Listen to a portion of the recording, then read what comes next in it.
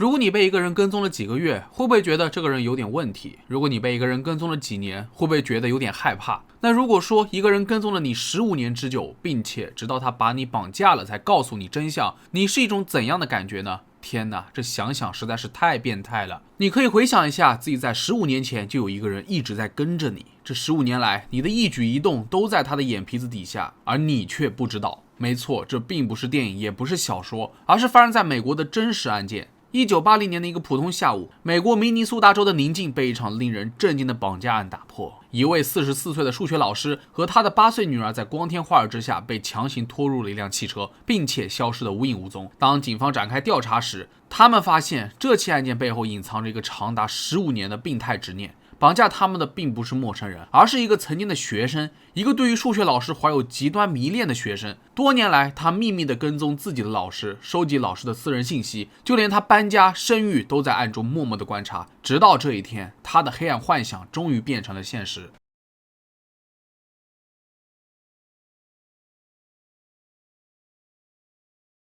薛明生于1950年10月15日出生于中国台湾。由于父亲是明尼苏达大学的教授，所以在8岁那年，他就跟随着家里人移民到了美国明尼苏达州定居。薛明生的童年充满了严厉的教育以及孤独的成长环境。他的父母对他的学业要求极高，经常严格控制他的日常生活，使他在早期就养成了强烈的控制欲以及对于失败的恐惧。在学校里面，他虽然学业优秀，但在人际交往方面显得格格不入，缺乏朋友。一回到家，他还喜欢对自己的弟弟妹妹使用暴力，特别在进入青少年时期后，与弟妹打架成为了家常便饭。并且此时的薛明生逐渐开始表现出反社会倾向，他经常会参与一些轻度的犯罪活动，例如纵火、故意向车子丢石头等等。这使他在14岁之后就被勒令接受心理治疗。据他的母亲回忆，这个时期的薛明生经常撒谎，并且对自己的行为极度不负责任。因此这也让他感到十分的害怕。由于在青春期，他对于女性逐渐有了追求，尤其是对年长的女性表现出异常的执着和幻想。1965年，薛明生就读于罗斯威尔的亚历山大拉姆齐高中。在读期间，他曾多次偷窥女同学，并开始对他当时的数学老师玛丽斯托夫产生了非同寻常的爱恋。然而毕竟是学生和老师的关系，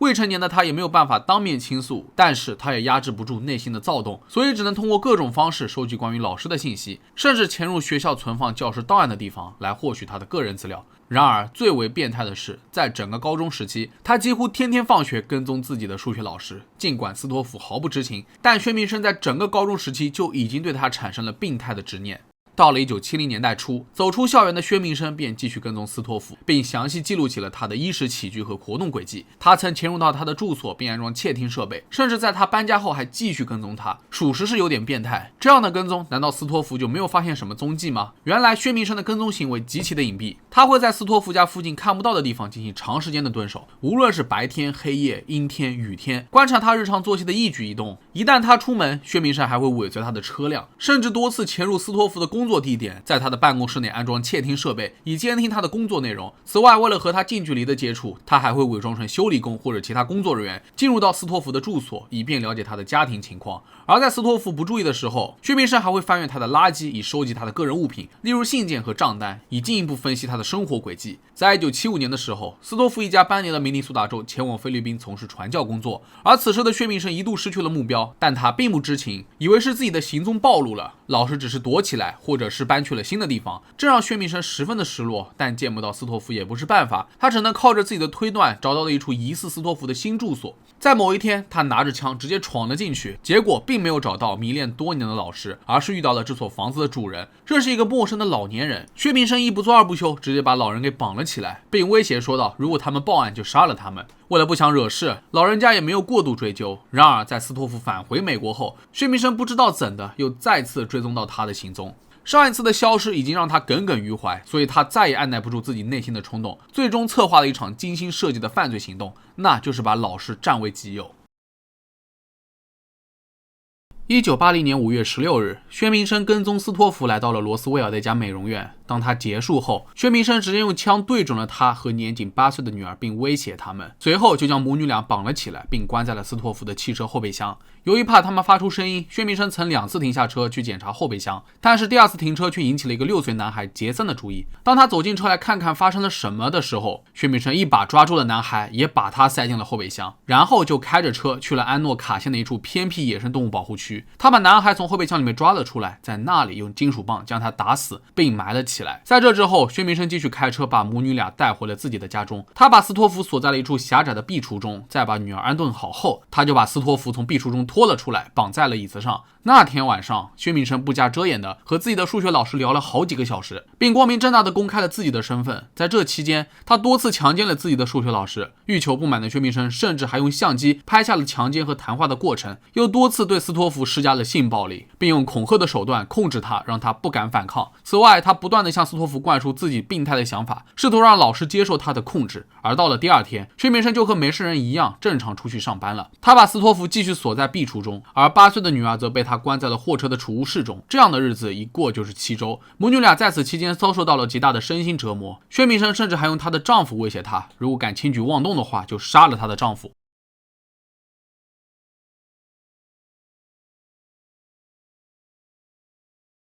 1980年7月7日，斯托夫趁薛明生外出的时候，设法从锁着的壁橱门下取下了铰链销。虽然他和女儿被锁在了一起，但斯托夫还是能够够到厨房的电话，并且报了警。打完电话后，他们就躲在了薛明生家边上的一辆车后面。等警方赶到现场，他们找到了被绑在一起的母女。最后，薛明生也被逮捕归案。警方在薛明生的住宅当中发现了大量犯罪证据，包括绑架斯托夫母女的详细细节、用于窃听的设备、犯罪录像以及他对受害者的详细监视记录等等。在审讯过程中，薛明生拒绝配合调查，他始终否认所有的指控。在拘留时，他还向另外一名囚犯理查德·格林提供了5万美元，让他出狱后杀死斯托夫和他的女儿，以阻止他们在法庭上作证指控他。而格林却将这一信息通报给了联邦调查局。薛明生的案件引起了全美的轰动。1980年末，薛明生进行了第1次审判，检察官指控他犯下了1级谋杀、绑架、性侵等多项罪名。在庭审过程中，斯托夫亲自作证，详细描述了自己与女儿被绑架的可怕经历。他的证词揭露了薛明生如何长期跟踪他，并最终将他囚禁在家中的壁橱中，以及他们被剥夺了7周的自由。薛明生对他们实施性虐待和心理折磨，另外还有他把6岁男孩杀死的罪证。